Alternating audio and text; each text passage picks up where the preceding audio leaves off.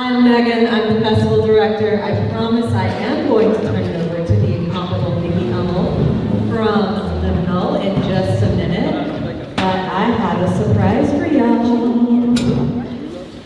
As you all know, this recording in progress. I'm being recorded, check me out. As you know, this is called the Patty Friedmann Writing Competition, named for an author who's incredibly amazing and prolific. She's the author of many, many books, 3 of which are the most recent, One Knife, One Fork, One Spoon. Where Do They All Come From? There's a picture of yours truly on the back of that one. And Too Jewish. She is hilarious, she is funny, she is generous. She has one of the biggest hearts I have ever encountered. And I am so lucky to call her not only my friend, but a champion of One Book, One New Orleans and the Words of Music Festival. And my children are blessed to call her their honorary grandmother. So y'all, without further ado, Patty Friedmann herself.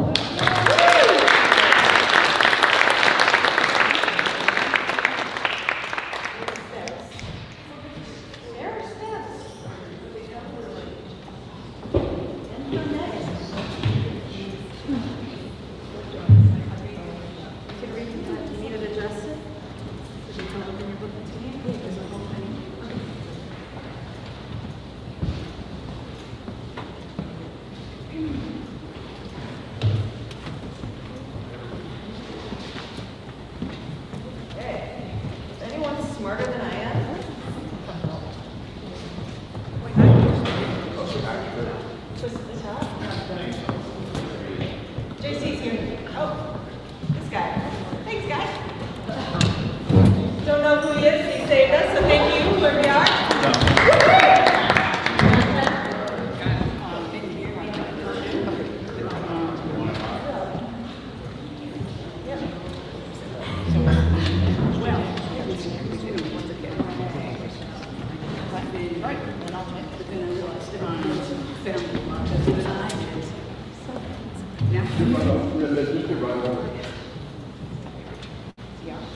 Just put your mouth right now. Oh, yeah, there you go. You're the only judge here. Oh, anyway, that's it. How you doing? So I'm reading, then I realized all of you found true. Anyways, I have been reading the prologue of this novel, but I thought I'd better give you a little bit of information about it first. It's my final book. Good to see you.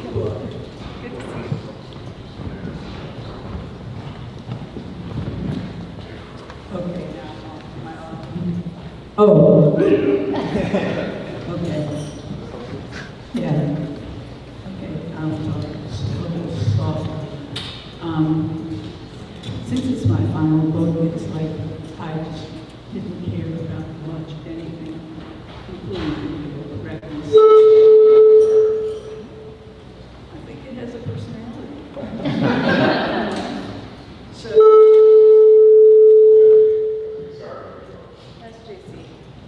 Anyway, the cover, I have a handy cover, excuse me, play on words, but, so,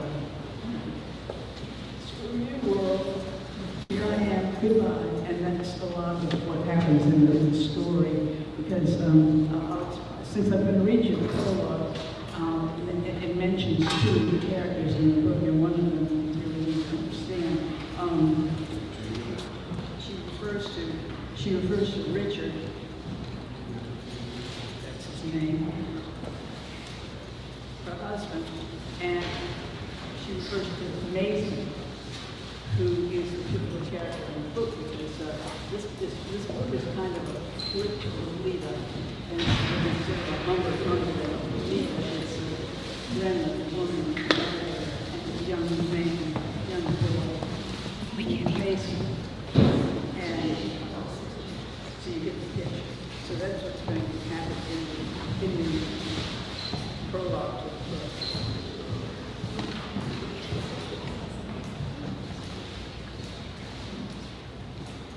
Okay, so is that better? I don't hear myself. Just right up, just right over. Okay, now? Good. Yeah?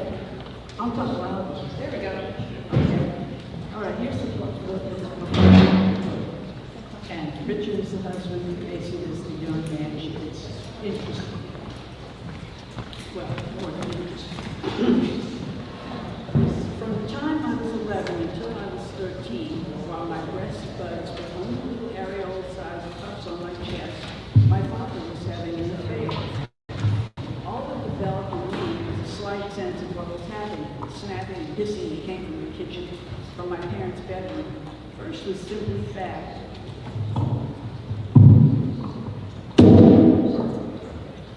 Then it took on meaning.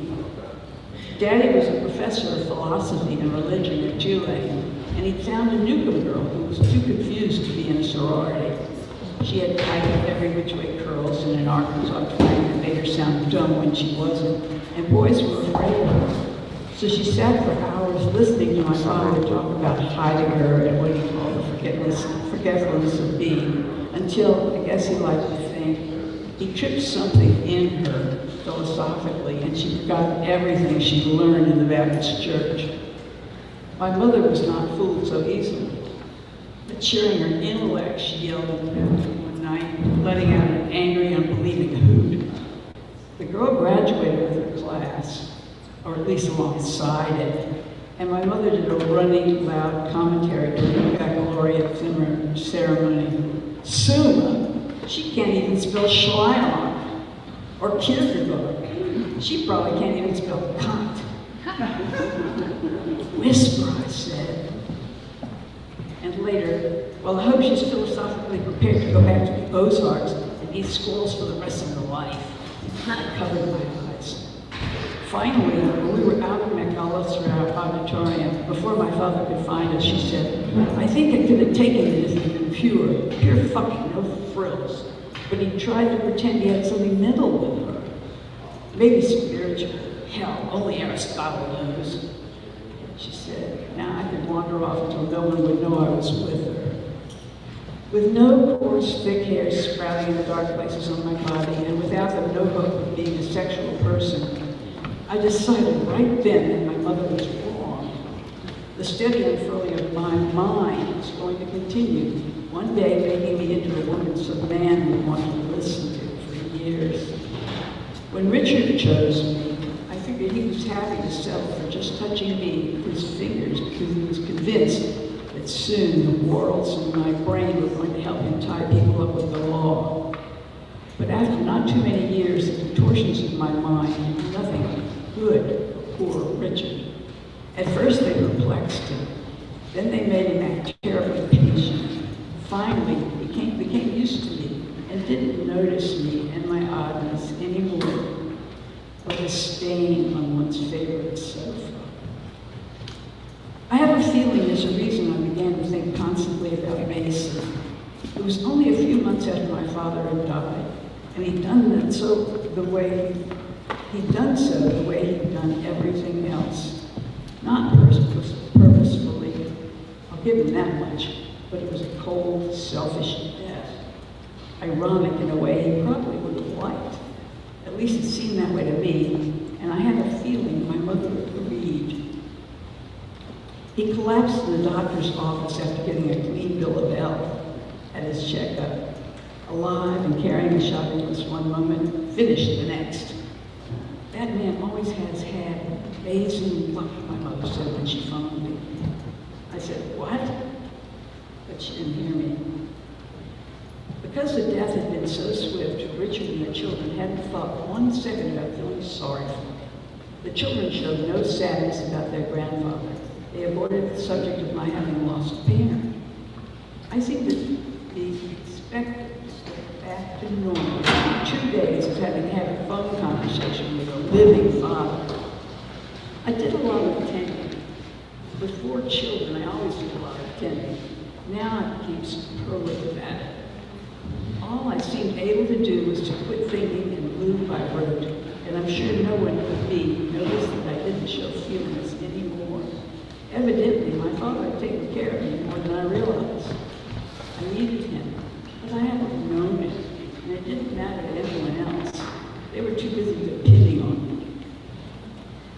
With Mason, I became all mixed up in my father's local logic, and I wanted to believe he could write a amount of valiance was enough to keep a person up. But logic needs perfect congruence. The girl was 19 by the time she picked up her virginal circle skirt from Daddy. The law didn't mind that, and as Richard would be the first to tell you, there are reasons for the law. I played dangerously through all these things. I'd like to say that it was because I had been reasonable for far too long, but I think most people would laugh at that.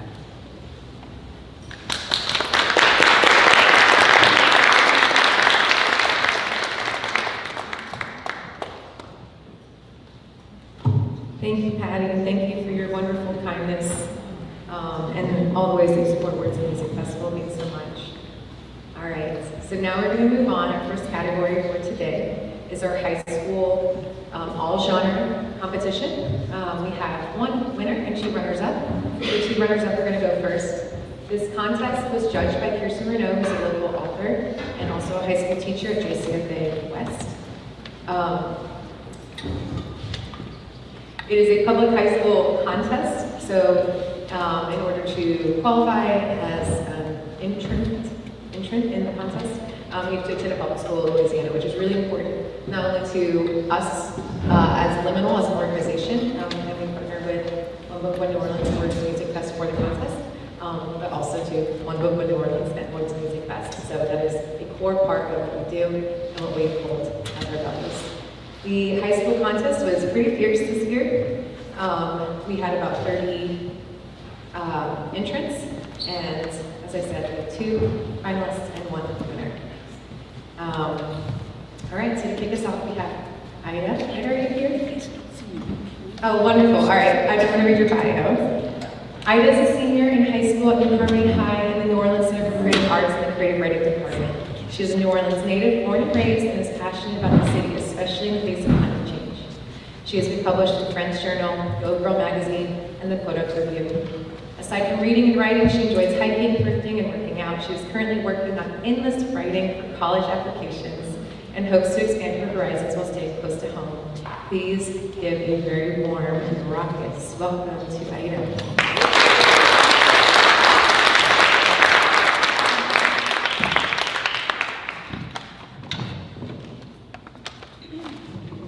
Thank you. Okay, it's probably not going to take 5 minutes, but this is Rabbit Bones, Lake June, Ohio. Along the road, I saw a rabbit cast aside by a car, a soft piece of broken sky lying in the grass. We were rushing and didn't stop to look over its body, to run our fingers across its broken bones, to kiss the insides of its soft ears. It was cool. The corn only thigh high though it was June. Everything a patchwork quilt. Barns and farms. I wondered what people here think about. Gardening, knitting, trying not to freeze to death? But maybe that's not fair. I'll admit I'm a snob for New Orleans. Sorting buses, jostling over potholes, the slow kill of the heat on the sidewalk, lingering on the porch to watch the world move. To watch your neighbor park her car, walk down the street with a baby, and always the question, how you doing? Received with a nod and returned, how you doing? And always cockroaches, cockroaches, cockroaches. Big as 3/4 stacked in a row, and once a possum bold enough to creep into the kitchen when I was cooking with my mom, once a wolf rumored to be roaming across Fountainblue Avenue, but never rabbits. And everything there's a different rhythm. The heat melting your brain until your x-ray could be a rabbit's x-ray, and it's you in the grass, you in pieces, you zigzagging your way into rabbit heaven. Thank you. Thank you so much.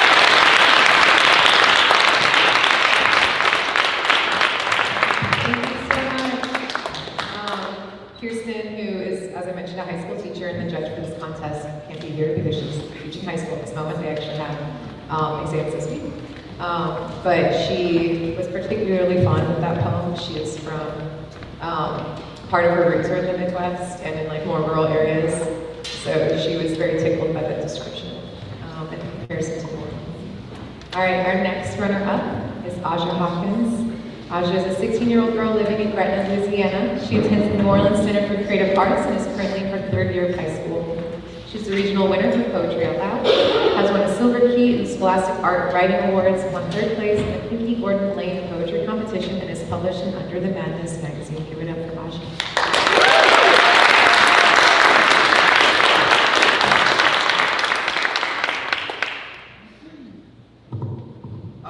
This is like a short nonfiction piece titled by Auntie Trina. One day, memories of my Auntie Trina climbed from the depths of my mind, tender moments forming like shapes in the mud. Her house was a constant for my sister and I, my mom always working at Oshner or some other hospital that I don't know the name of. I never really paid attention to where she disappeared to. Auntie Trina lived in an apartment complex, one with an orangish red brick foundation. To a younger me, her apartment was endless. White walls, carpeted floors, and an upstairs that I was banned from exploring too much of. Her living room, which was almost half of the downstairs, was comically sparse to TV, sofa, and fireplace, intermittently spaced from each other. She didn't have cable, so the only remotely interesting channel was Cuba, which played the same few obscure Canadian animations. I remember how boring her house used to be, how much my sister and I dreaded hearing my mom say, "I'm dropping y'all off by Auntie Trina," how often we would come up with nonsensical games to pass the time. And then there was that sweet sound, that familiar childhood melody that was hope and happiness and halcyon all at the same time. That same white ice cream truck with its slightly faded and chipped menu, with its small serving windows that seemed to contain another world. I idolized that truck. I wanted to be one of those kids in that line holding my own deformed SpongeBob popsicle with black bubble gum for eyes, eating my own chocolate chip ice cream sandwich. But Auntie Trina was unbudging. Go look in that freezer over there. I already got some popsicles y'all can eat. Her round face stiffened every time we brought up that truck. We were trying to raise unnecessary money. Everything we needed was in her freezer. Yeah, she was unbudging on a lot of things. On staying upstairs for too long, on bothering her cousin, on buying cable. Her life was quaint, maybe too much so. I remember the way she laughed when the TV played the shows she liked. I remember her silence, the way she was burdened with sickness but never forgot to smile. The tender way she cared for us. Then there was a call, a simple one that reached my mom's ear, death. Auntie Trina had died alone in her apartment. I remember my mom's heavy cry, the way she sat in her bed, the way she lightly grasped her phone, and the way she earnestly mourned. My mom, the superhero, crying, and my auntie, the trooper, dead. Her funeral was a small one held in a local church. I held the program in my hand, my gaze silently fixed on the same part that detailed her death. A heart attack had taken Auntie Trina, who was alone in her apartment watching a TV show she loved. Had she died laughing? Was she completely engrossed in the story unfolding on the screen? Or was she in pain? Was she miserable, waiting for the end of her days? I kept asking myself silently, my cheeks heating up and tears flip-flopping from my face like rain. I, like the other mourners, had carried her memories and lamented over our inability to make new ones. Now her face is blurry in my mind, her funeral photo the only image that appears when I think of her name. Her round face, her big eyes, her subtle smile, her carefully done hair. Blurry, things fade over time.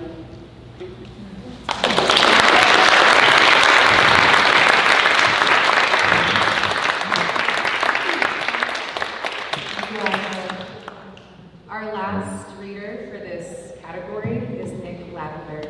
Of Nick's piece, our judge Kirsten Renaud wrote, in this short character study, the reader is invited to peek inside a deeply intimate and isolating relationship between two preteens. The narrative style mimics oral storytelling traditions, which makes this piece truly feel like 8th grade, where everything and everyone are seemingly on the verge of something, equal parts grand and devastating. Nick Lavender, the winner of this year's public high school contest, is a 16-year-old writer born and raised in New Orleans, currently attending the New Orleans Center for Creative Arts. There, he studies creative writing as a level 3 junior. He's terribly fond of authors such as Anne Rice, Stephen King, and Oscar Wilde, and credits lots of his personal style to their books. He's also fond of run-on sentences, dashes, parentheses, and the second person. Nick lives with his mother and father as well as a younger sibling. He has 2 dogs, 2 cats, and a bad habit of waiting to the last minute to get things done. He feels especially honored to be chosen for this prestigious award. Give it up for Nick.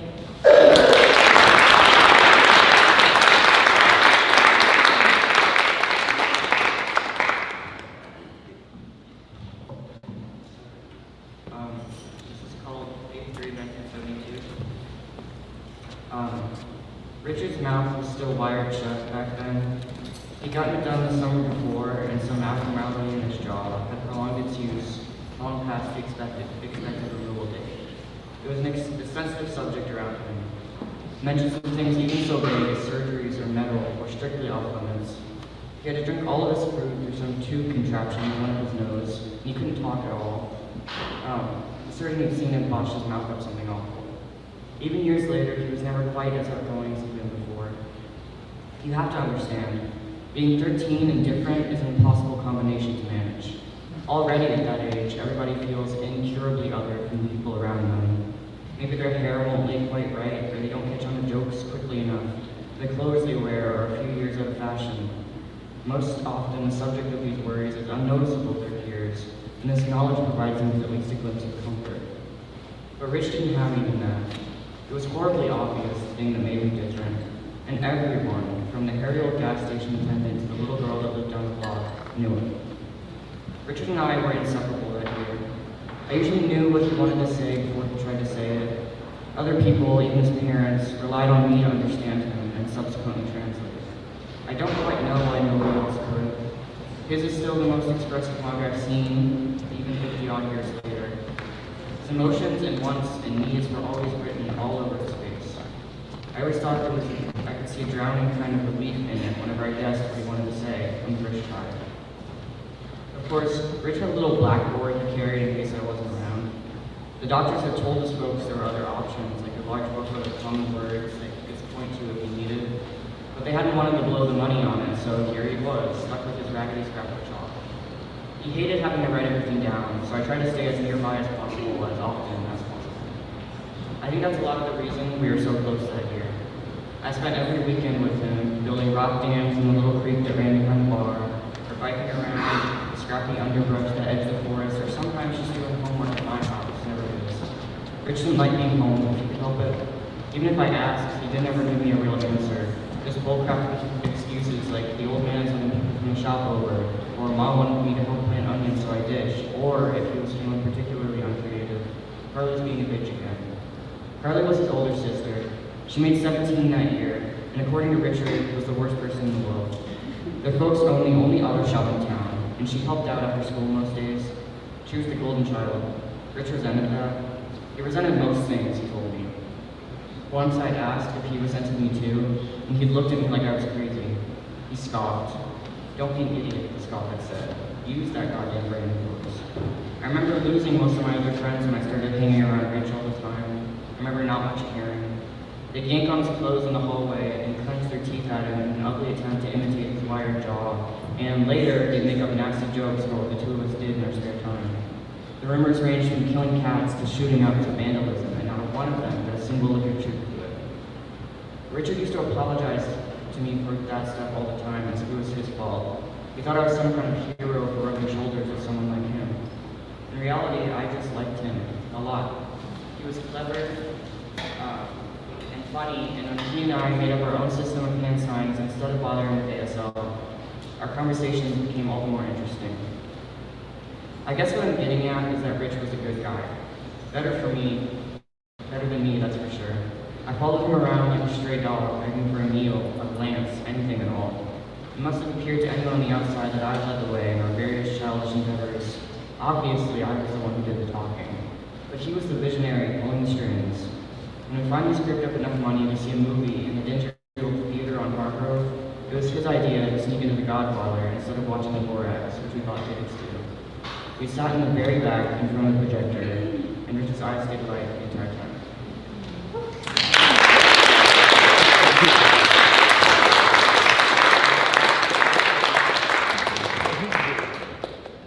Y'all, give it up for our first 3 contest winners. All of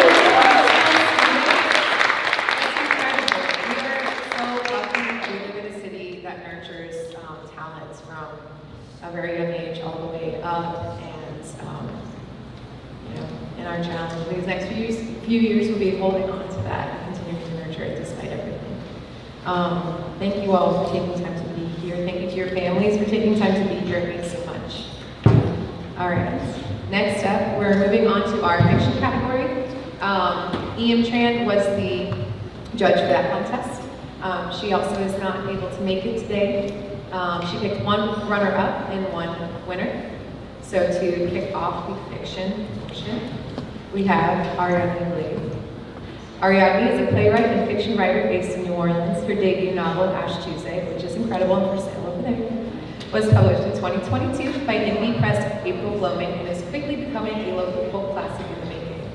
Her play, The Other Room, which won the BSA Playwright Discovery Award, is produced around the world. And her satirical short story, Minor Difficulties in Big Easy World, won the 2023 Tennessee Williams Saints and Sinners Fiction Contest. Her other work has placed in international competitions, including the Quantum Shorts Contest, the Patty Friedmann Writing Competition, Lark Playwrights Week, and more. Ariadne is currently at work on a short story collection exploring New Orleans' past, present, and future. Through its 3-century tug-of-war with water around it, the existential threat of climate change in the next one. When she's not writing, she can be found moonlighting as a ghost tour guide in the French Quarter. Give it up for Ariadne.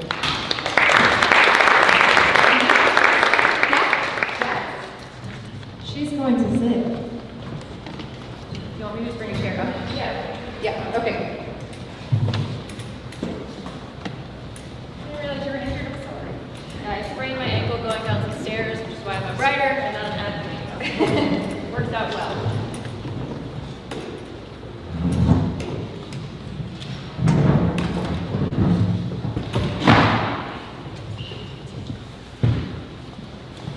Hello, everyone. Thank you so much to Nikki and to Megan for their hard work. Really happy to be here.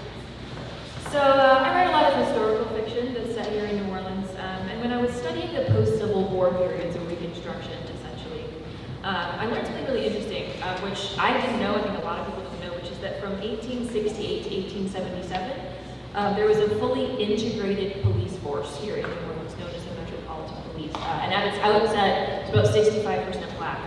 And this pioneering police force was often tasked with defending the city against basically racist violence and voter suppression in the aftermath of the Civil War. So it was a really interesting time, it was a really violent time. And the story that I'm going to read from, which is called Tin Soldier, is about this police force, this integrated police force.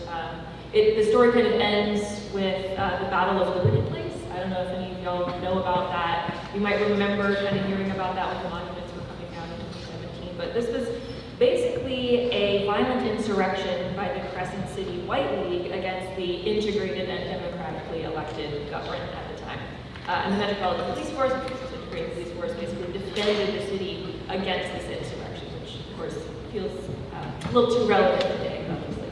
The excerpt from the story that I'm going to read is not actually about that event, but it's kind of a flashback to another event that happened during that time period called the Colfax Massacre, which happened 1873 in Colfax, which is a small town between Baton Rouge and Shreveport, and which the Metropolitan Police also responded to. And I think it's also worth noting that the protagonist of the story, his name is Samuels, is fictional, but his captain, whose name was Octave Ray, who's also a character in the story, was actually a real person. So I'll read a short excerpt from the story. So 1873. The Colfax courthouse is in flames. Rusty smoke tumbles into the night sky, shifting and dancing before a flickering silver dollar of moon. Samuel's horse skitters, jerking a wide-eyed arc away from the heat and noise as a section of clapboard wall cracks and slumps to the ground. Far away, Eric shouts. Samuel looks to Captain Ray for guidance, watching the big man frown as he swings off his stallion. His skin shines in the light of the fire, sweat beading on his forehead from the heat as he turns to the rest of them. Tie the horses and dismount, he calls. We'll approach on foot, rifles drawn, sharp. The 30 of them make their way toward the courthouse, boots crunching on broken glass and ash. The only sound is the low roar of the flames slowly burning out as the courthouse disintegrates. The officers fan out, nervously jerking the muzzles of their guns toward the courthouse every time a piece of burning timber cracks away from the building. Samuel steps in something sticky and dark, traces it a few feet to its source. Captain, he calls, his stomach churning. Ray comes over and kneels by the body. Its head is a pulpy mess, beaten beyond recognition. One arm lays twisted at an unnatural angle. Peeking from the blood and dirt and mess at its end, there is a dull glint of a wedding ring on a brown finger. As Ray gently turns the man to get a better look at his injuries, Samuel feels vomit rise in his throat and turns away to keep it down. There's another over here, calls from All burned up. Must have run out of there flame, poor soul. This one had his throat slit, looks like, says one of the new recruits, a dark-skinned Creole named Del Fosse, who Samuel does not yet know well. He can see the dark outline of the man at Del Fosse's feet, another creeping tide of blood. Ray straightens up to his full impressive height and surveys the scene. There are a few other bodies around, all Negroes, all mutilated. Last I heard, they were holding the courthouse. Nash must have chased him out with that cannon. Sure enough, a cannon sits a few paces away on what used to be the courthouse lawn, the ground behind it tilled up in 2 long furrows where it was dragged. Surely some folks got away, McCormick says. Or maybe they were taken prisoner. Would be the honorable thing. Honor from the white camellias, men who raid under cover of dark, hiding under sheets and hoods, cowards, the lot of them, says Ray. A less dignified man might have spit in the dirt as punctuation. Mount up again, let's track him down. They wheel their horses around to follow Ray, who's cantering into the darkness of the woods behind the courthouse with a lantern held aloft. Soon, the woods open up to flat, empty land as Ray orders them to fan out again. Up ahead is a river, just a skinny wet ribbon compared to the great mile-wide expanse of the Mississippi back home. They turn to ride along its bank, and something in the water catches Samuel's eye at the same time it catches Ray's. A body, there, Samuel calls as they slow the horses, pointing down to an upturned face bobbing in the river among driftwood and refuse. Captain, look, says another officer at the same time, pointing elsewhere. Mon Dieu, there's dozens, Del Fosse says. A chill rises up Samuel's back as he looks out across the point of water. The shape seems supposed to be branches and trash dissolving into human form. More men, twisted and broken and dead, choppy moonlight scattered across their silently bobbing backs. He wonders how he missed them all at first. Apparently his eyes hadn't wanted to see. He feels sick all over again, tries his best to keep down the tinned sausages they use on the road. Ray has gone down to the bank and brought up one of the bodies. Not drowned, shot, he says, cradling the man's wet head under his massive palm. Back of the head. In the underbrush along the bank there are shouts. Not cries of violence, Samuel realizes, but yelps of terror. A white officer is hauling a colored man out from the bushes, the first living person they've seen all night. He's terrified of the officer, and Ray rushes over. It's all right, fellow. We don't mean you any harm. We're policemen from down New Orleans. Are you injured? The man doesn't answer, his wide eyes darting around at them all. Ray offers him a bowl of water from his canteen, and he drinks urgently. What's your name? There now, fellow, you're all right. We're here to help. Just go ahead and tell us what happened. Samuel registers the look man gives Ray, terror giving way to nervous trust. His voice is shaking. My name is Levi. We were there in the courthouse, a good number of us. Been there holding it nearly 2 weeks now.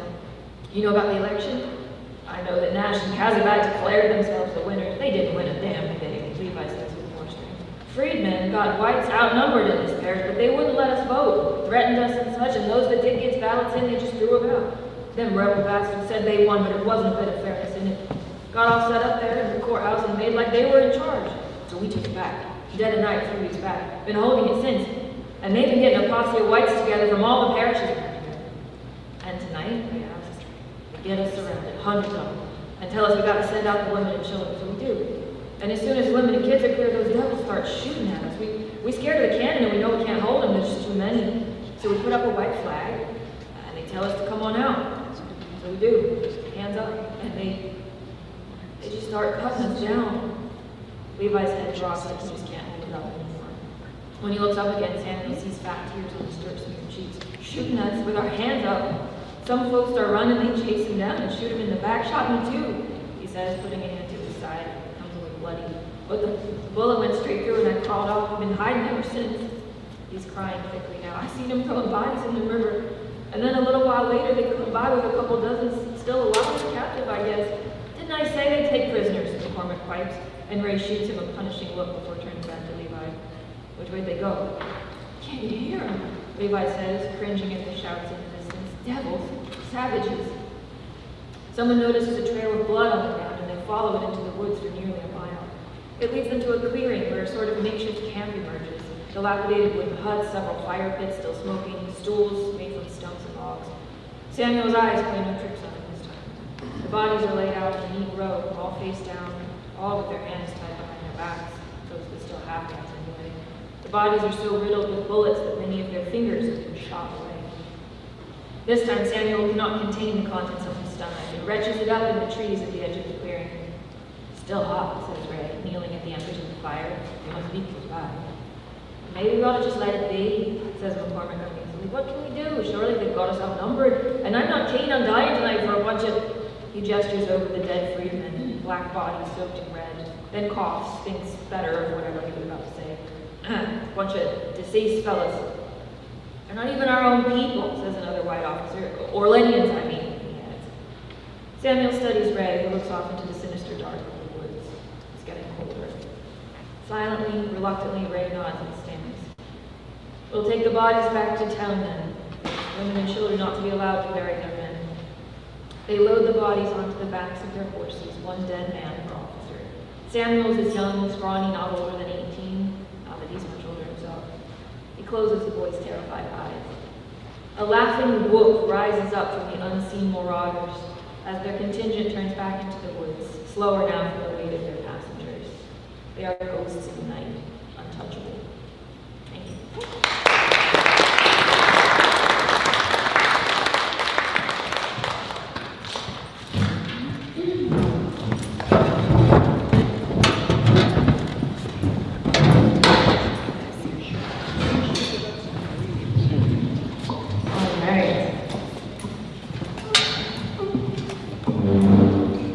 Our next fiction category reader is the winner of Laura Brown's piece. Our judge, Ian Tran, wrote, "This story about a woman taking a walk so effectively compresses the intensity of that seemingly simple act onto the experience of the reader.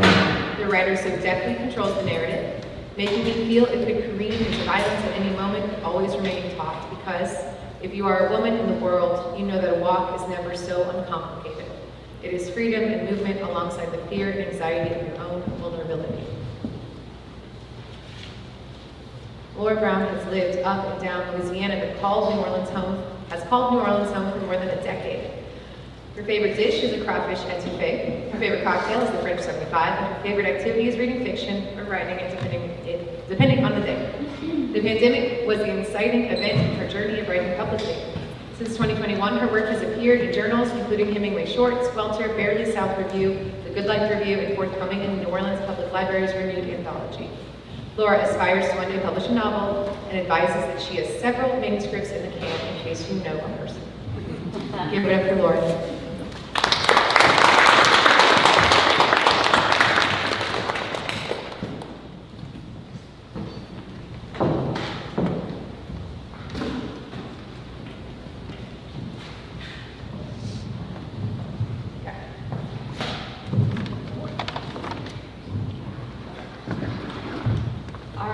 This is just going to be an excerpt, so the only background you need to know is that someone is on a walk. Picture a levee, a bayou, levee on the other side, lock and dam at one end, bridge at the other. All right, we're caught up. The effect of all this engineering is to create a semi-private space, an oblong bowl of earth and water, shielded from the sight and sound of passing vehicles. Inside the bowl, everything gleams, burnished and wet. She is pleased to see that the glade of oak trees across the bayou is also vacant. At this time of evening, there are usually men sprawled in camp chairs, fishing from the banks, couples picnicking amid the ruins of the old Spanish fort, or people walking dogs along the ridge of the opposite levee. She trots down the most well-worn part of the incline, braking as she reaches the bulkhead at the base of the levee. There is no twine dangling in the water either to mark crab traps that someone would be coming back for sooner or later. She stretches her arms up to the sky. She bends at the waist, exhaling, releasing the tension in her hamstrings. The woman starts her walk from the foot of the bridge, where a large municipal sign, diamond-shaped and "Take Caution Marigold," warns of alligators in the area. Someone has scraped off the I, so the sign reads, "All gators in area." She has never seen an alligator in this curtained-off segment of Bayou St. John. However, she has witnessed large fish leaping out of the water, splashing down, then leaping back up, flinging themselves across the bayou like skipping stones. And she has heard that this behavior is to evade predators. Every now and then, she passes a drowned tree stump or beam protruding from the depths towards the surface, like an oddly shaped monster, its ridges dulled with algae and thyme. Her eyes snag on a stream of bubbles, steady and rapid, twin lines of them, as far apart as a wide pair of reptile nostrils. She leans closer, but cannot see deeper than an arm's length down into the cloudy water. She moves on. When the woman reaches the lock at the north end, she turns around to find that her solitude is over. A pair of high school boys have crested the ridge at the midpoint of the levee. Even at a distance, she can estimate their youth by their mocks of curly hair, their lean, shirtless bodies, and their breezy blue and gold riding shorts that are nearly as short as her own. The pair is standing on the concrete, peering into the water as she closes the distance. "Hey," she calls in greeting, "see the bubbles?" They toe the edge of the bulkhead and follow her pointing finger with their eyes, hands perched on their sharp obliques. "Alligators," she explains. "Really?" "Yep, they can hold their breath for an hour." She suppresses an urge to continue lecturing, to point to the glade across the bayou to ensure they understand the significance of the crumbling brick structures. 200 years ago, the Spanish fought for control of this waterway. Whoever controlled Bayou St. John at the mouth of Lake Pontchartrain controlled New Orleans. There's no telling what barnacled weapons sleep in the silt. The first boy looks over. His gaze flicks up and down, processing her. "How old are you?" he asks.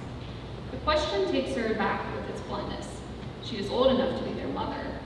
It is strange that this is the first retort that comes to mind, because it's a strange realization, the truth of it. Most days, she still feels like a kid to herself. Even so, she knows that the medical term for her pregnancy would be geriatric.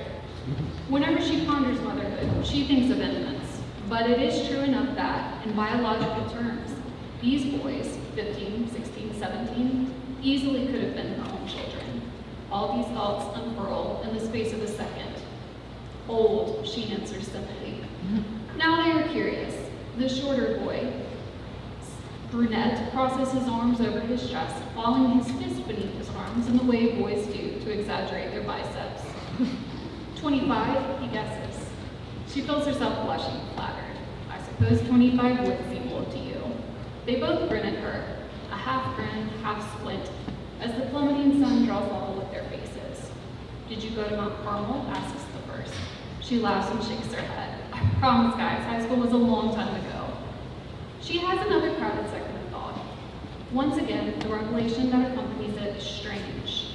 Every year, there is some scandal in the news, some teacher getting into trouble with a student. More often than not, it is a woman. She has always wondered what was wrong with them, those women, increasingly in her own age bracket, red-eyed in their mug shots. Now, however, she is developing a new hypothesis, and the revelation is that she kind of gets it. Not that she condones it, of course, just that she sees how it could happen. "How old do you think we are?" the first boy asks. Sunlight glimmers in the fine hairs around their nipples. If they grow any other hair on their chests, they have shaved it, but their torsos are filling out with lean muscle. Their faces are boyish, but not more so, she supposes, than the faces of fraternity pledges. 16? The boys turn to each other, communicating in that primal teen boy language of twirls and shoves, trading brahas back and forth. Her developing hypothesis is this. It is a nice feeling to be perceived as not mother. It is a rebuttal to the expectation of society at large about the role women her age should have by now. Or, if they do have it, then the role they should dissolve into. How nice to feel that not all the world perceives you as geriatric. For many of those wayward women, she muses, it probably has nothing to do with the kids' youthfulness. It has to do with their own. It is the intoxication of feeling that you yourself are youthful as a result of this entanglement with youth. And these boys are youthful. They are not men because... She swats at a fly buzzing past her head. The same fly darts between the boys, who swipe at the bug with their quick tan arms. The first boy closes his fist on the insect, snatching it out of the air. "Gotcha, motherfucker," he says, opening his fist to let the fly fall to the concrete. He wipes his palm on his waistband. Because if they were men, she would not be standing there. She would not be speaking to strangers like this, with the glade across from them empty and vacant, with no one else along the ridge of the levee, with only the underwater monsters in the brown bayou alongside them. She hears a splash, but glances over too late to witness the fish that launched itself out of the water. The ripples of its landing spread, then disappeared. He has a tattoo, the second boy says, nodding at the other. The first one shoves his friend. Want to see it? They are both laughing, some kind of inside joke. She senses that it is not actually funny, whatever it is. It is time for her to go. I'll take your word for it, she says. She takes a step forward, and the brunette also steps, shifting ever so slightly, blocking her path. His movement is so subtle that she cannot be sure if it is intentional. Her ears ring with the dust-time chorus of cicadas and frogs. The cacophony must have been building for some time, but she has not noticed the noise until now that it is overwhelmingly loud. And I'll stop there with everything that's in doubt. Oh, okay.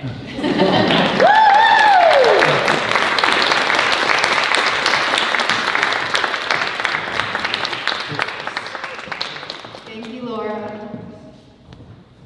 All right, our next category is poetry. So I actually have the honor of introducing our poetry judge who is here with us today. Her name is Carolyn Kimbry. Kimbry's third poetry collection for today was published by LSU Press. She has been awarded the Trio Award for Rochelle Ratner Memorial Award and Atlas Grant from the Louisiana Board of Regents, and grants and fellowships from PIN and the Louisiana Division of the Arts and the Southern Arts Federation. She is a professor in the MFA program at the University of New Orleans and serves as the poetry editor for Bayou magazine. So we have one person, Judy, who's going to read first that Carolyn's going to introduce, and then we have two folks on Zoom. So there will be a little bit of a transition between our first and second and third readers. All right, give it up for Carolyn. Carolyn is being here.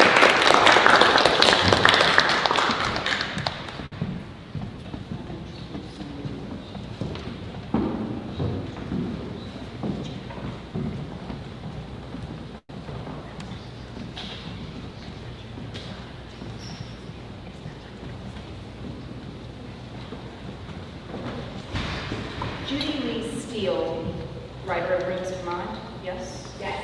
Okay. It was a blind contest, so I'm learning people's names. Judy Lee Steele is an interdisciplinary poet, playwright, performer, and producer. Her writing speaks in dual or a dichotomous voice, often self-ventriloquy, using written and shaped text, multimedia, and embodied performance. It has been shared and recognized in Chicago, Los Angeles, New Orleans, and the National Playwrights Conference. Most recently, her hybrid poem, Tree Blanks, was published in Trampoline Poetry. An excerpt from her developing hybrid chapbook, Rooms in Mind, was selected as the poetry runner-up for the 2024 Patty Friedmann Writing Competition and is forthcoming in the next LMNL Arts Anthology. So I'm going to stop there. And is Judy here? Yes. Okay, great. I want to just quickly say something just very quick about that. And thank you so much, Nikki, and thank you, Megan, for inviting me to judge this competition.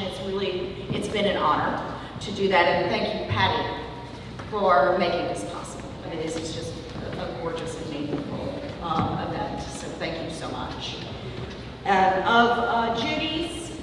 Judy Lee Steele's piece, I appreciate the ambition of Rooms in Mind, especially the catalog of the quotidian, idiosyncratic, and wild as a way to make sense of the world. So I will step away and then introduce our other folks. I give you Judy Lee Steele.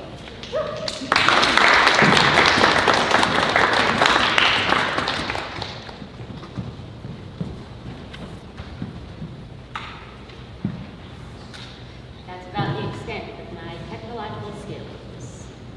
Turn it on. I want to say thank you to Liminal Arts and Nikki for all the community building. Thank you every day, all the time. I want to say thank you to Megan and all the work she does for this festival. It's been so great to soak in a little bit of it and be a little part of it. And thank you to Carolyn for her belief and encouragement in this work. Rooms in Mind is an exploration of one woman's journey through a home that she is planning to leave. It explores the conversation between the physical architecture of a home that's often prescribed by social norms and patriarchy, and the psychological architecture of the home and her mind.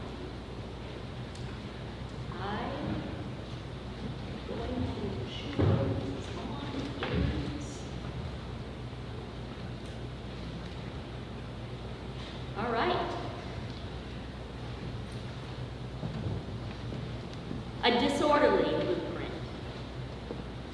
Dreamt, hopeful, high storage, sharp-edged, dense with clarity, cumuloforms awaiting a thermal, the vertical uplift, upending the Catherine window, wide out into life form, roses in lenses, eyes, ears, and limbs.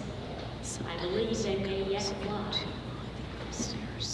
Dreamt, hopeful, high storage, spread wide across wood, workspace blankets, developing diffuse, awaiting shape, stratiform layers, constructing, carving, vibrance, what might be.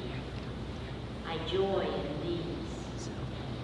Boxes sealed, hidden storage, crystal ice dioramas, detailed, shivering globes, glittering shapes, shards of cirro curls, wispy, high heralds of storms, gushing gloom, paralysis of spirit mist, memento mori brooches broken on the wheel, winged birds battered on the taffred window, wisps, ashen phosphorescence boxed, taped, tightly stored. I don't open these, stopping the remembering.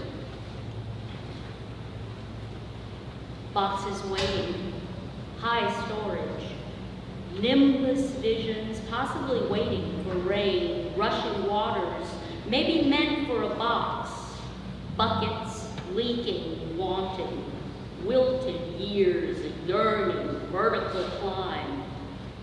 I am still determined.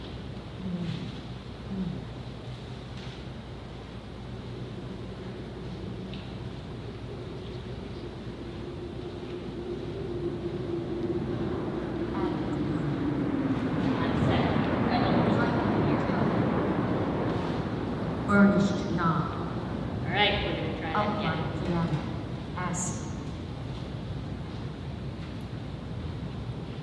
Attic room. Attic line, Highlighter journal. furious lemon venting, secret and Burnished maternal knob. defiance, beloved turbulent abode owed, first writing loss, Creamy musical track. stories writing Lifted play, Sharps and flats. dancing, reaching, singing Creamy fingers. Box, well-tempered clavicle. Suddenly still, blank, Go abject, down, competitive go. failure, tickled hours, Long, thrilling ink, Sticky brush.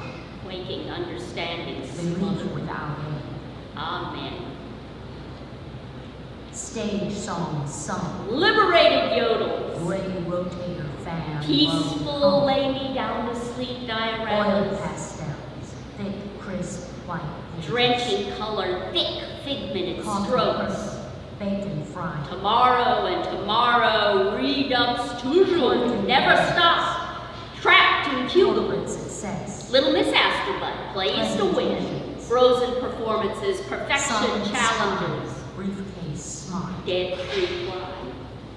One-on-one challenges. Skinned knee drops. Client approvals. Triumphant gladiatress days. Grabs. Belittling harassment. Days run over by a truck. Speeches. Cameos written, acted. Constant acid. Warbles refeathered over and over. Race. Diving refusal to play ball. Of achievement. Again. New suit. Always next time. Reset button. Transient optics. Swallowed, fractured eaves after. Pessimist. So much drinking dust. Resignation. No, I don't think so. You wish, little miss. Artist. Never stop. Panic fissures. Imposter hates. Panic fissures. Self-imposed rupture. Slough of 1,000 cuts. Doors leaking wanting. Phantasmagoric maws of Doors self-pity. banging doors. Never stop. Determination. Muscle gulping, bone stacking, nail tough will. Always.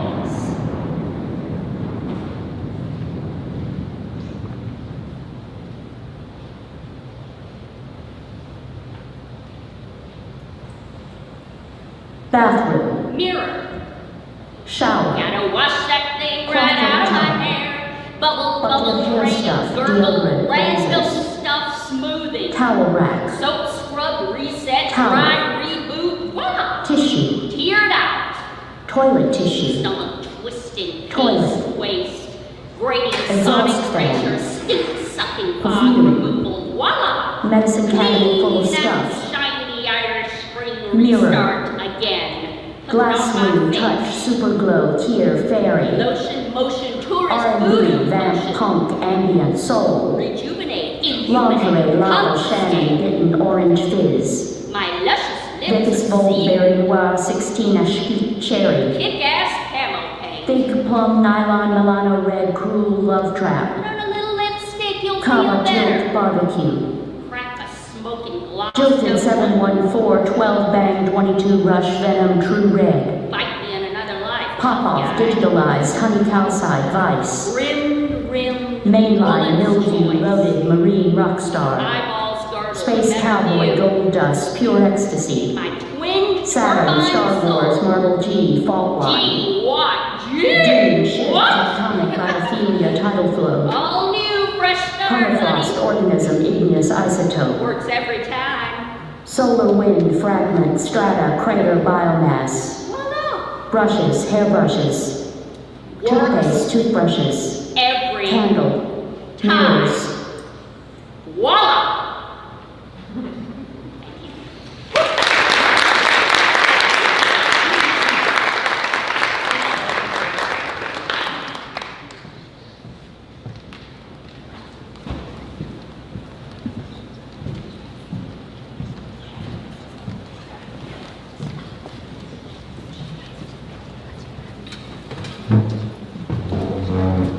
Thank you so much.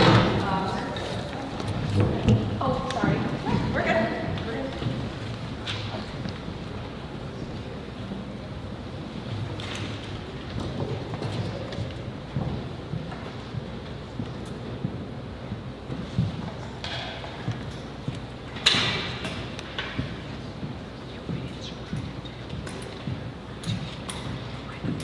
The runner-up is Jacob Boudin's piece, and it's Gaelic. I'm not, so correct me, but the goddess Ericura in exile, you'll correct me.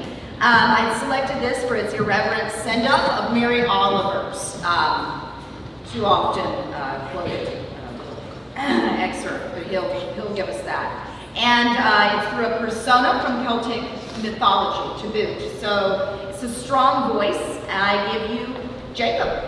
Woo-hoo! Hello, thank you so much for that introduction, Carolyn, which I am pretending that I actually heard. And hello from Baltimore. It snowed here this morning, so I'm happy at least to pretend that I am back in New Orleans with you all, enjoying the warmth. And thanks, of course, to Nikki and Co. for all that they do. I've been joking since my book came out last year because of the pace of life that art is kind of killing me. And since the election, I think it's kind of all that's keeping me alive. So thanks to Liminal and to Words and Music for just giving people a reason to be together and feed their souls. So my poem is a sonnet. In the loosest interpretation, it's 14 lines with a turn. There's some pentameter, not pentameter, there's some iambic meter in it. And yeah, it begins with Mary Oliver's iconic question. Tell me, what is it you plan to do with your one wild and precious life? Ericura in exile. Blue candles glow in veils of smoke, and with my wild, precious life, I am fucking myself with the bathroom door closed, Mary. So my kitten never has to find out what kind of a sad slut her mother is. The kind who cracks open the minds of mortal men as they drink from her all that light she spent hours in the sun metabolizing, only to spit out her chewed up seeds at the foot of the bed, then dog whistle her on Twitter for not appreciating their 7 pump visit. the kind of sad slut who doesn't come until she's scrubbed the last oily stain of him away with salt and lavender. Spring will come, and I will toil twice as hard as the god who used me, curried pity while I stitched my lips together, though my pomegranate groves ripened for his ruin. I fuck myself with my one wild and precious life, and fuck my life, and fuck my life in hopes one day I'll bloom in fertile soil. Thank you so much.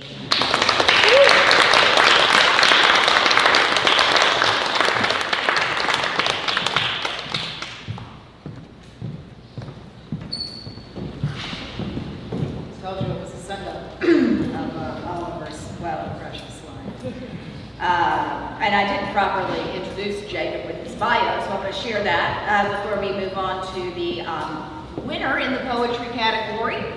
Jacob is a queer author, multidisciplinary performance artist, and musician with an MFA from UNO, University of New Orleans, and a BA from Johns Hopkins.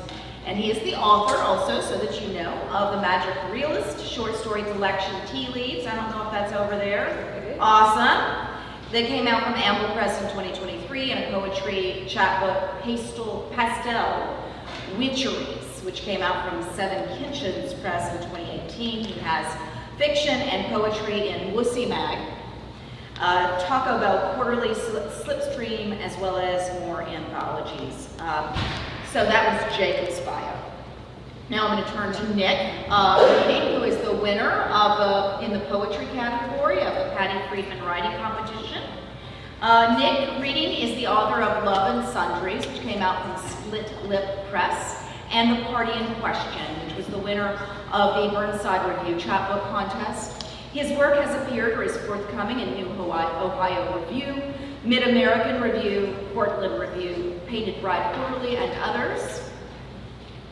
Of Nick's piece, I wrote, an allegory for the ephemerality and our connectedness to nature, Butterfly Nets, is told through the voice of a parent who watches their children play.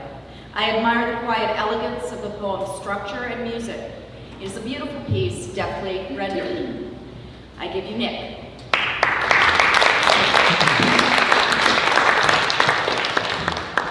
Good afternoon, everybody. Very happy to be here. I would echo Jake's comments. Thank you so much, Nikki, for all this coordination. Thank you, Carolyn, for all your careful reading of the work.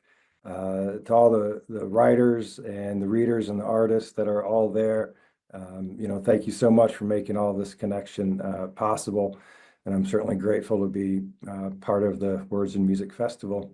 It's a pleasure to share this little poem called Butterfly Nets.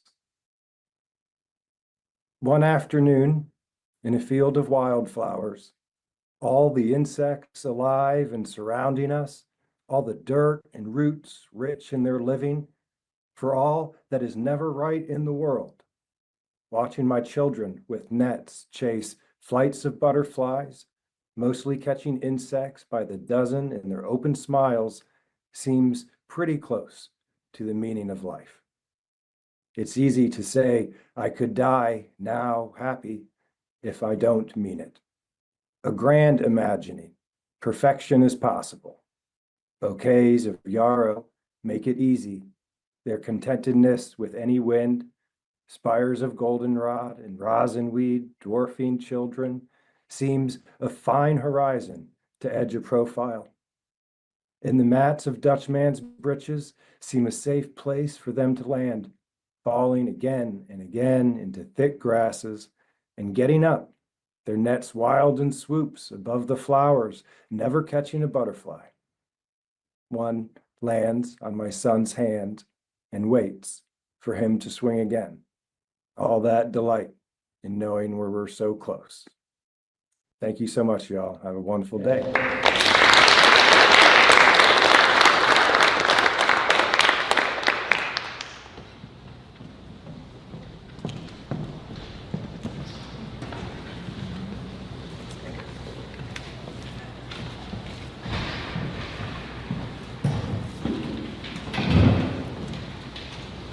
y'all. Our next category is our Beyond the Bars category. It is for young people who've been affected by justice, concerns with justice or justice system and the like. We have the immense honor of hosting the runner-up for that contest this year, and his name is Dalton. So Dalton, I'm going to read your bio, and then you're going to come on up. Dalton writes, I'm 17 years old and I'm a Christian. I am one of 10 siblings and I have a big family. I've made mistakes in my life, but I decided to change my life and become a better person. I wrote my poem to show people that home is more than just a house or a building. Home is what you make it. And when my grandpa passed away, I felt like his house was empty and not alive the way it used to be. When I learned about this poem contest, I figured that I could write about my pain and a part of my life.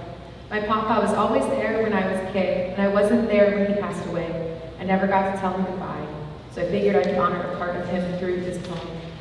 And about this poem, our judge, Adam Harlan, who is also a local author and also a local teacher who teaches at NOGA, Adam wrote, many of the poems in this contest understandably express a desire for home. This poem struck me because it demonstrates in just 3 lines that home is more than a location, it is people and it is a community. When someone is missing, so is that home. Please give a warm welcome to Dalton.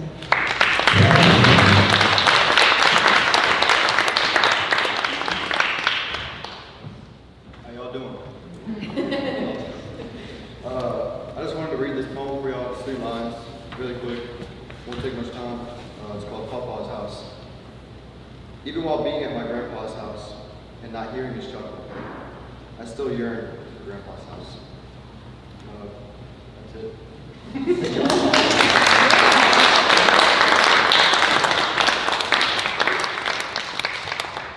Thank you, Dalton. All right, we're transitioning to our last category for today, and it is our creative nonfiction contest. Our judge picked 2 runners-up, one of who is here. Someone will correct me on that later. Gus, and then the winner, which is Doc. So, Gus. Gus Berg is a queer writer from northern Minnesota or San Francisco, depending on who you ask, and he is currently pursuing his MFA in the Creative Writing Workshop at the University of New Orleans. His nonfiction, poetry, and short stories have been featured in publications like Ziziva, Circles, BuzzFeed, and Writing for a Real World. Please give it up for Gus.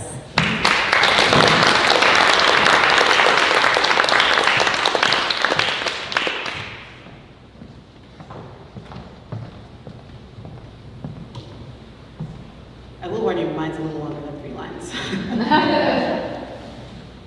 So this is a pretty heavily abridged version of my essay, People You Might Know. I cut down for the sake of time, but I think the core of the story is still preserved. To minimize confusion in this format, I should also give you a heads up that I'm a trans man, so the middle school girl in the essay is me. I'm not imitating someone. Okay.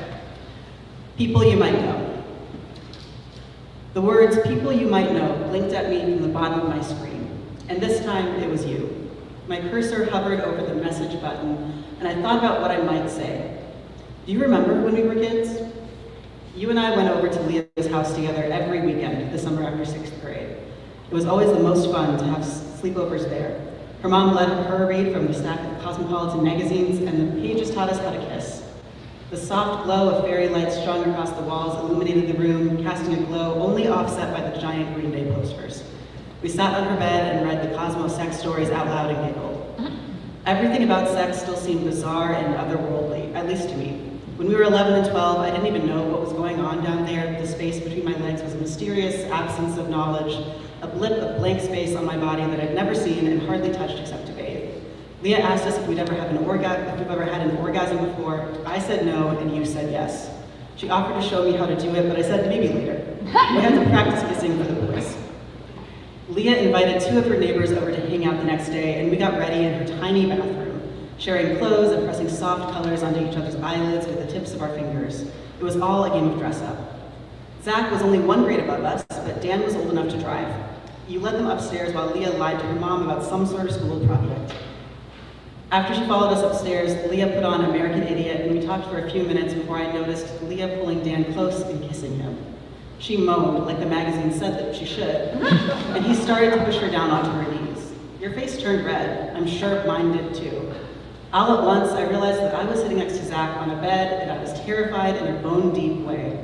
I didn't like how Zach looked down my shirt and played with my long hair, tugging until my neck snapped backward. I thought about Dracula exposing the pale neck of a virgin so that he might suck her blood. Zach was bloodthirsty. I was still a little girl, and he was looking at me like a man looks at a woman. I said, "I'm going downstairs for a little while." I thought you'd follow me, but you didn't. I walked outside and sat at the edge of Leah's mile-long driveway until the sun went down, getting dust on my shorts, and I felt like a fraud. Like everyone could tell that the pretty girl was just a costume on me. If you knew me now, I wonder if you'd think of that as a capital M moment. The beginning of a story about how I realized that I was transgender, that I resented my breasts and hated my body, but that wasn't true. I never hated my body. It was the only one I'd ever had. I was just young and scared, and I didn't know why I'd been given this awful power over boys when I didn't want it. I wanted everyone to stop staring at me all the time. Even when you tenderly touched my breasts in the dark and practiced kissing again after Leah fell asleep, when neither of us had to admit what was happening and everything could be blamed on sleepy delirium, I just wished that you would look me in the eyes. Somewhere there was Gus, even then. You and Zach had sex that afternoon. You told me so, laying next to me in Leah's bed as she puddled around in the bathroom. I swallowed my jealousy and asked you what it felt like. At first, it hurt like a sunburn on the inside, but then it felt like nothing. Maybe I'm already chewed up. That was what our health teacher had said. The girls are like pieces of pink bubble gum. She had a boy chew a wad of it and spit it out, and she wrote on the board, "No one wants chewed gum." You shrugged, wearing my volleyball t-shirt. I held you close, and you tucked your face under my chin. I stroked your hair, and you asked me if this meant you were a slut. I said I didn't know. That word was new to me. I could message you, "I'm sorry." Every day that summer, the three of us went to your house instead of Leah's because you were within walking distance from Lake Orbegon, which was actually just a hit. We put on our little bikinis and JCPenney jean shorts and made our way to the edge of the red cliffs cutting into the water like metal to jump down. The mine pits were always perfectly blue, deep and clear until you picked up dirt. We didn't have to worry about weeds or fish, just rocks and water and sometimes abandoned mining equipment. No life. We were always touching on those days, holding hands, knocking our feet together, braiding each other's hair into long twists down our backs, until it was time to jump in, and we had to let go and hold our breath. The very last time, that August, was no different at first. But when you came up for air, a cloud of red billowed in the water around you. I thought that you picked up iron ore dust from the bottom, that you'd somehow made it 200 feet down, until you screamed. I didn't know what a miscarriage was. The EMTs explained it to us later. But at that moment, dragging you to the shore, I thought that both of us were going to sink under the reddened water and die. I dragged you out of the water by your hunched shoulders, and we lay on the rocks. Your bikini bottoms were stained red, and I stroked your hair while both of us burned in the sun, our bodies caked with rust-colored sand. Leah called an ambulance from her flip phone, but neither of us was allowed to climb in there with you, even when you held onto my hands as tightly as you could through the gurney and begged. The last time I saw you, a burly EMT was cutting your bikini bottoms off of your body as you sobbed, the dirt making your tears red. I could message you, "How have you been?" Your mom told you to say you had appendicitis. She blamed Leah's parents. She blamed Leah, she blamed me, but I don't remember what for. She looked at me, her face red from screaming, and she made eye contact with my breast before she looked at my face. Maybe it was my body's fault. Maybe Zach wouldn't have had sex with you if I'd let him fuck me instead. I wonder how our lives would be different now if I just swallowed down my fear and soldiered through, given my body to him like a toy to play with, even if I didn't want him anywhere near me. After all, it never really seemed like it mattered what we wanted. We learned early that our job was to be pretty and desirable, but never to desire. Our feelings were obstacles that dared to frustrate the main characters. When school started, Zach told everyone at school that he had sex with you, and your mom made you transfer schools. All fall, I texted you and texted you and texted you, and you didn't answer. Your mom called me instead, saying that you needed a fresh start. I never got to give you back your Taylor Swift CD, scratched up in the boombox in my bedroom. Maybe instead of sending you a message, I should just leave you alone. You and I are strangers now. Does it matter that we shared a girlhood? When I stop staring at the people you might know tab long enough to think clearly, I click around a little. Looks like Dan is in the same prison as your stepdad. According to his little sister's update, he never got tired of fucking 12-year-old girls. Zach is a meth dealer in the trailer park outside White Lakes. Leah is married with 2 unvaccinated kids. Your profile is mostly private, but that makes sense to me. Are those kids yours? Did you ever go to art school like you always said you wanted to? How's your sister doing? Will you ever forgive me? That's it.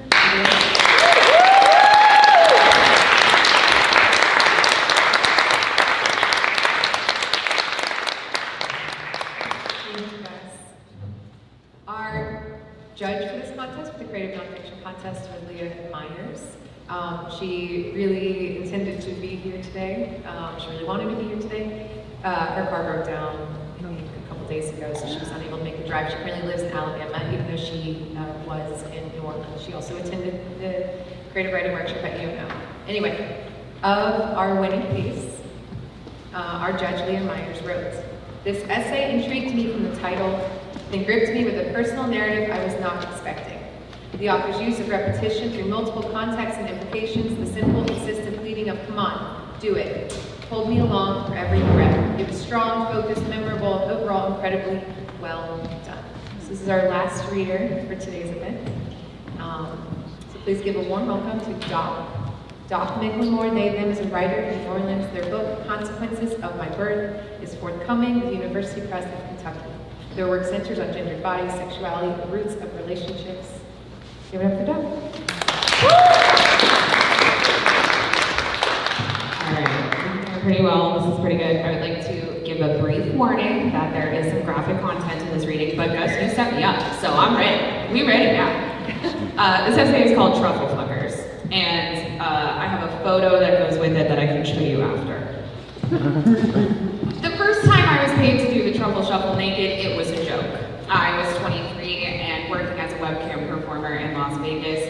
It was almost Christmas and I was in a gold show. The set I performed for a fixed 7 minutes to as many audience members as I could entice to pay the $7 entry. That day though, the client I'll call Charlie had paid the whole show's goal. Charlie liked me. We laughed together about how the holiday season was the busiest time of year for sex workers. He wanted to feel different than the other lonely people in my chat, so we laughed at the ones who said nothing. Charlie was one of those men who acted like it was all about me. What do you want to do? What makes you come? He didn't care if others watched with him in the gold show. He just wanted to make me to make the money I needed. If you asked him, Charlie wanted the show to go on for me, not for his sake.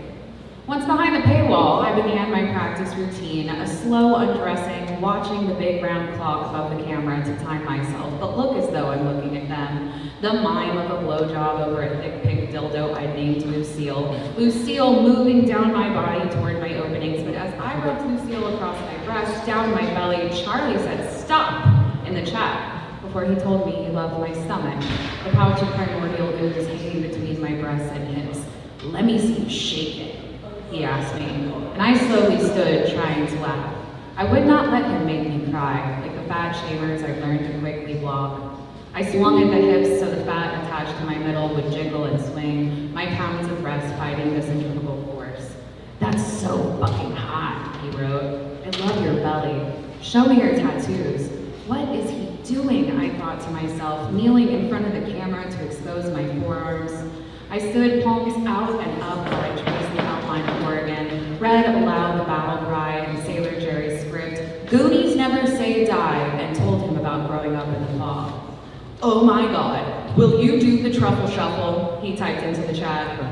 He meant the dance that a preteen Jeff Cohen playing Chunk was forced to perform in the Goonies, an iconic moment in the history of comedy and kids, but a damning demand of fat people forever. "Absolutely not," I reply aloud. "What? No, that's degrading." How is it any different than what we just did? Charlie drops $50 worth of tokens into the chat and I pause. One of the gifts of sex work is adaptability, a trait you develop like an improv kid. Yes, and. We are always measuring in an instant what is worth the risk, emotional or physical or financial. Is it worth it for me? I already have his money. I couldn't say no. "Come on," Charlie whines through the text. "Now you have to do it." "You're like mouth right now," I tell him, reminded of Corey Feldman and his members only jacket. He was my first crush. Could I do it? Could I do it for Mouth? I remember the scene. Jeff Cohen played Lawrence, but everyone called him Chunk. Cohen commented later that in every role he played prior to landing the Goonies, his costume featured a Hawaiian shirt or plaid pants. For Chunk, they combined the two, so the short, younger, chubby Jeff Cohen arrived out of breath and screaming, heard before he is seen. Mouth announces Chunk's arrival with, "Jerk alert, it's Chunk!" before demanding the immortal dance, the truffle shuffle. Chunk pleads, "Come on, do it! Come on, do it!" Chunk relents. Standing atop a stump beside the gate, Chunk lifts his shirt to his neck and begins to shake himself, the baby fat attached to his waist and chest moving in ripples. He makes sound effects, almost like he's impersonating a lawnmower with a wrench caught in its teeth. Mouth laughs while Mikey, a baby-faced Sean Astin, triggers the Rube Goldberg machine that will open the gate. Chunk dances for 11 seconds, but the truffle shuffle will live forever. Which is why I am asked to stand and dance. I am Chunk and he is Mouth, and I am pleading with him just enough not to make me dance. But in the Goldberg machine, that is the exchange of money for sex, he was behind the gate and I was on the stump. He had all the power and he used it. Charlie left a 5-star review for me that said my new truffle shuffle was the most erotic experience of his life. I blocked him and hoped no one else would ask. Jeff Cohen doesn't act anymore. He still claims Chunk proudly on his Instagram, reposts memes that feature his childhood mouth open. Cohen is an entertainment attorney, and he isn't fat anymore. In fact, he is especially fit, the skin of his face taut against his bones. No one would mistake him for Chunk. Last summer, my first boyfriend ever, a married missionary comedian named Eric, yes, all of those things are true about him, visited me while he was driving through Louisiana with his wife's sibling. We got out of our cars and ran to hug each other. When we separated, his face showed his shock. Holy shit, he looked like someone played Cass Delaney. I laughed, but his comment rippled across my raw heart. I was smaller than I had ever been in high school when he knew me best. This was the first time in my life where he saw me and realized I wasn't fat, and he didn't see Delaney. It was a whole new person to him, while to me, Eric looked exactly how I expected him to look, an adult version of the kid I knew. The last time Eric and I crossed paths, I was at my heaviest, almost 250. I was married to a man who, for Halloween one year, dressed as Sloth, while I donned my best Hawaiian shirt and plaid pants to make a PG version of Trunk, no truffle shuffle included. The bigger I got, the more I played into it, wearing skin-tight lycra to announce my size to the world. I wore crop tops that revealed the cleft of my stomach rolls, split at my navel, short skirts that led your eyes to the varicose vein carving a path down my left thigh, an eruption from the year I gained 40 pounds in 3 months. My body cycled through different phases of the high end of a body mass index chart, starting when I was 13.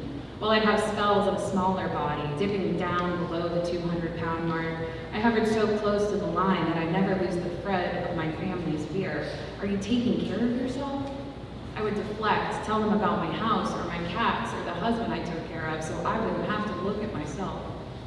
The turning point came as I was deciding to shred that marriage contract, to run back to my mom's house and away from a marriage I hated.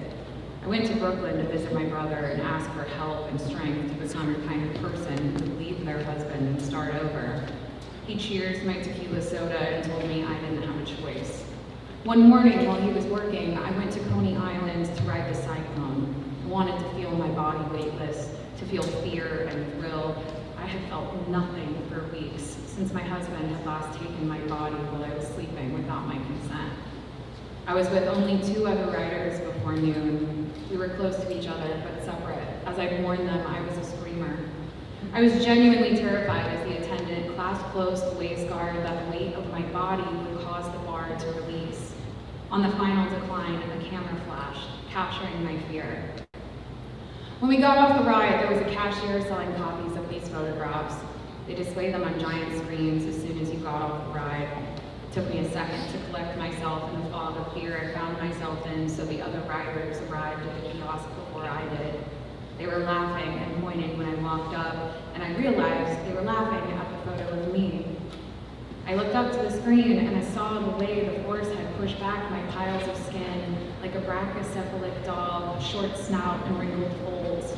I could buy copies affixed to a t-shirt, to a keychain, to a coffee mug. The couple was just in the photo, their faces smiling and turned toward each other. They stopped laughing when they saw me looking at myself on the screen. The woman's face fell, but I cut her off before she could apologize. "It's fucking amazing," I said, walking up to the counter. I pointed to the keychains and told him I want 2 of them. "It's okay," I said, turning to the pair. "It's funny, it's okay, you can laugh at me. I'd buy mine before I bought yours. Honestly, you're in the picture, it's okay." I passed my husband's credit card across the counter, paid, and waited while the attendant keyed in the code that turned the giant printer into a humming keychain machine. In the 2 minutes it took to set the glue, I tried to identify what I was feeling. Shame, because my body was a source of amusement to these 2 slender, attractive people. Joy, that at least my shame could cause joy for someone else. Longing to have a body that would elicit some other reaction than laughter, but at least I had laughter. The cashier motioned me forward, handing me the 2 keychains I'd give to my brother and one of my best friends from high school. I looked to the couple one last time, cajoled them to buy the worst photograph ever taken of me. Come on, do it. But what did you think when you saw that photo? Did you recoil? Did you laugh? Be honest. Did you see yourself? Are you angry that I'm asking these questions to a fat-phobic audience, playing into their repulsion and derision by speaking it into existence, by making space for it? I wish I could see your face as you turn the page away, the relief you feel. Now imagine that is your entire life, an image of yourself on a roller coaster, unrecognizable, someone no one believes could be you. Come on, do it. Thank you.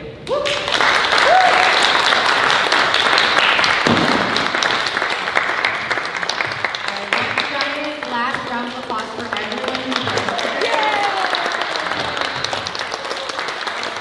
Thank you all so much for being here. This includes the 2024 Patty Friedmann Writing Competition reading.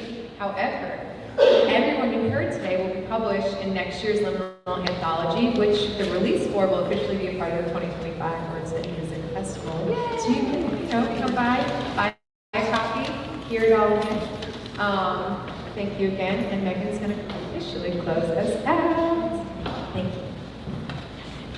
And I'm going to close us out by thanking Nikki for everything she did to make this really possible.